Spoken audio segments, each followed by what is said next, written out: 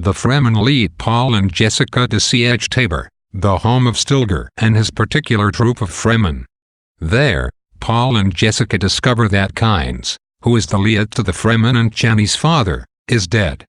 At the siege, Paul meets Hera, Jameis's wife, who is now bound to marry or serve Paul. Her sons are also entrusted to Paul's care. Paul accepts Hera as a servant, though not as a wife.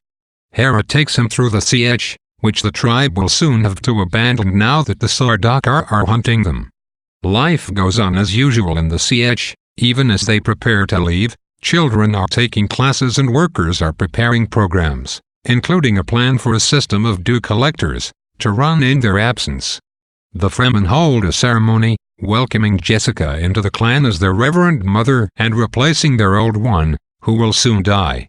As part of the ceremony, Jessica is required to drink a strange liquid from a sack. Using her Bene Gesserit powers, Jessica turns her mind inward and chemically transforms the poison into a safe liquid.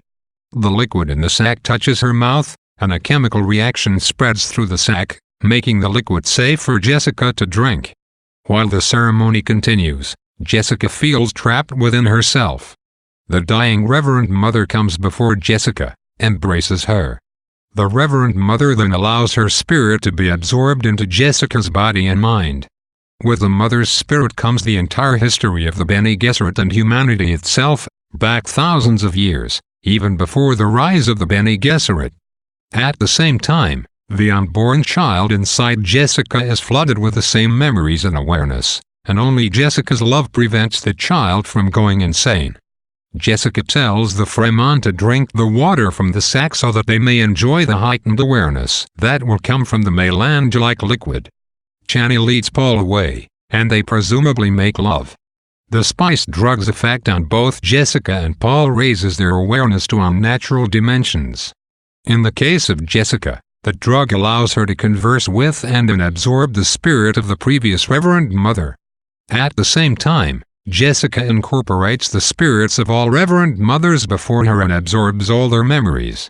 The inclusion in the novel of drugs leading to mind-altering situations is not surprising, since Herbert wrote Dune in the 1960s, when drug experimentation was entering the mainstream consciousness of America. These drugs, however, seem to have beneficial effects, namely, they heighten intellectual as well as sensual awareness. Jessica is able to read the memories of thousands of years of Bene Gesserit and find some meaning in their history. The spice drug, in such a pure form, allows Paul to see the great turmoil of his future more clearly than ever before. Melange's effects suggest the delicacy of Paul's balance between two sides. He sees the Harkonnens and the Emperor and the Bene Gesserit on one side, and the Fremen on the other, with himself working a careful line between them. Melange also heightens the awareness of the unborn child inside Jessica, suggesting that Aelia will also have to cope with superhuman powers. Both of Jessica's children, Aelia and Paul, do not experience a normal childhood. Even in the womb, Aelia is conscious of herself and her place in the history of the universe. She is never an innocent child, but instead she is born with the knowledge of all the sins, problems, and pains of the past. As a result of Aelia's precocious behavior, others see her as unnatural or evil,